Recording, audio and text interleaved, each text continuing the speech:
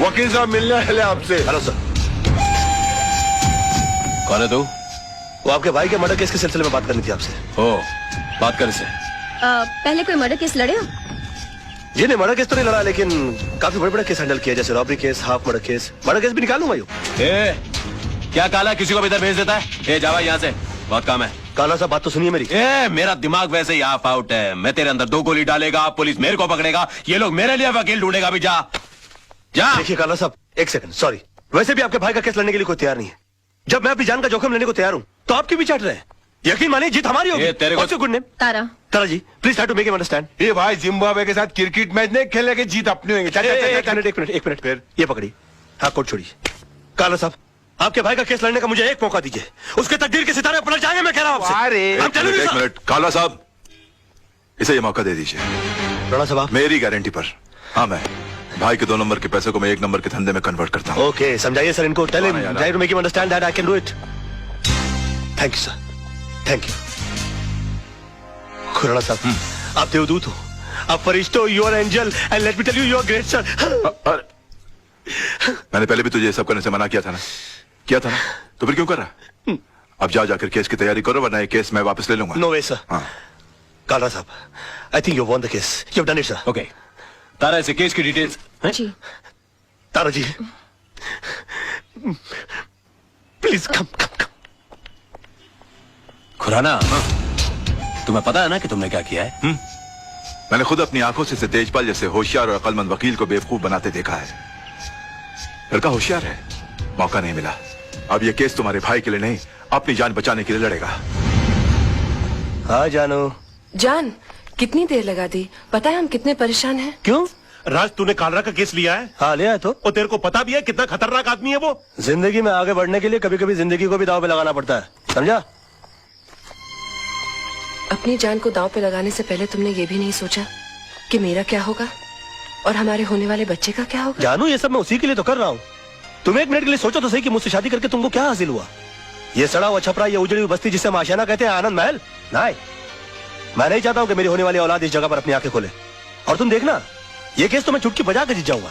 अच्छा, चुटकी बजाना जितना आसान काम है, तो फिर ऐसा कर, ये केस है ना मुझे दे दे, जो कुछ भी होगा ना मुझे होगा।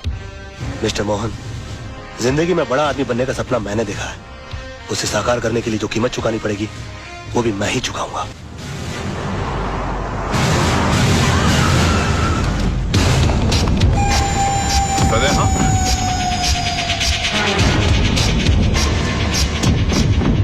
योर ऑनर, 26 तारीख की शाम को 5, 5:30 का वक्त रहा होगा कि मैं दिन भर की जनसेवा से थका मांदा लल्लू भाई पार्क की बेंच पर आराम कर रहा था कि अचानक मुझे बचाओ बचाओ के चीखने की आवाजें आई।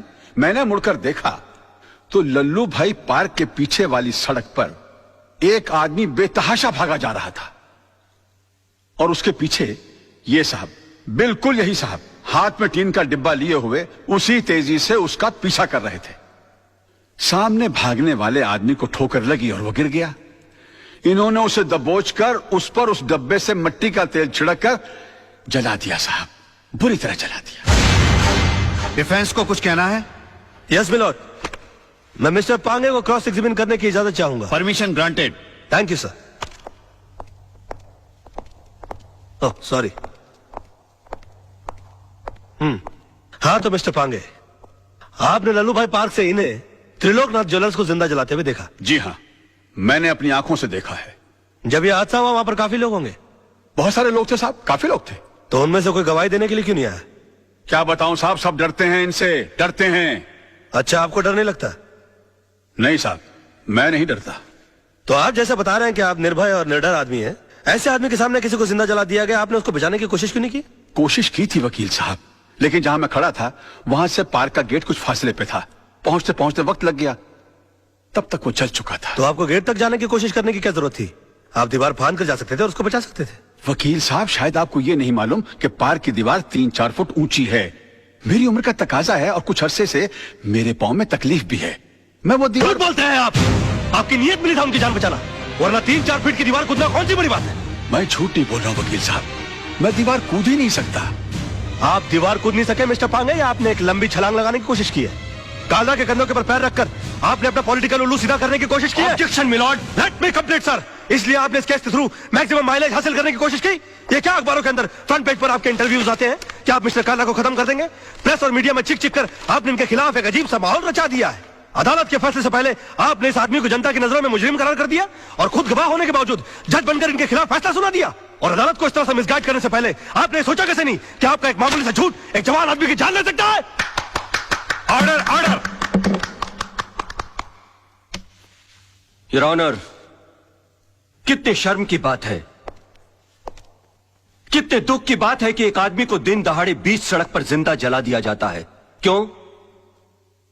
क्योंकि उसने गुंडों के सामने झुकने से मना कर दिया, इनकार कर दिया, अपने खून पसीने की कमाई से हिस्सा देने के लिए मना कर दिया।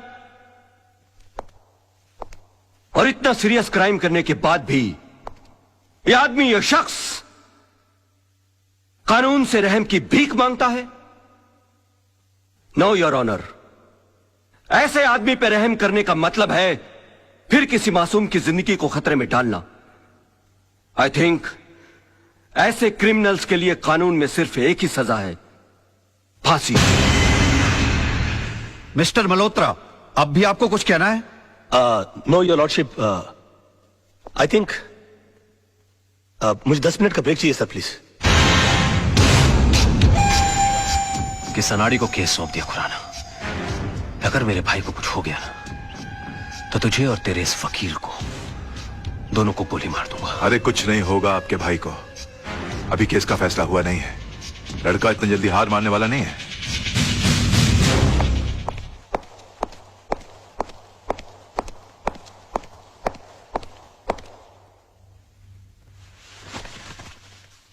योर ऑनर, मैं ये केस हार गया। इनके झूठ के सामने मेरा सच हार गया। मेरा करियर शुरू होने से पहले ही खत्म हो गया। अब इस बेचारे को फांसी होने से कोई नहीं बचा सकता। और अगर इसको फांसी हो गई तो इसका भाई पागल हो जाएगा। ये पागल हो गया तो ये मुझे गोली मार देगा और मैं अकेले नहीं मरूंगा योर ऑनर। मैं अकेला नहीं मरूंगा सर। मैं अपने साथ इस बुढ़े को भी लिए जाऊंगा। मार डालूंगा मैं इसको, जान से मार डालूंगा।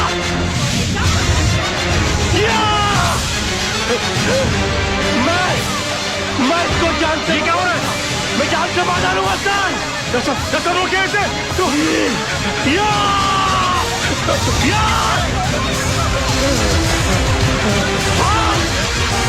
भागता है। बताइए मुझे, ये मुझे माफ देगा। ये क्या हुआ? मैं जान से मार डालूंगा। क्या?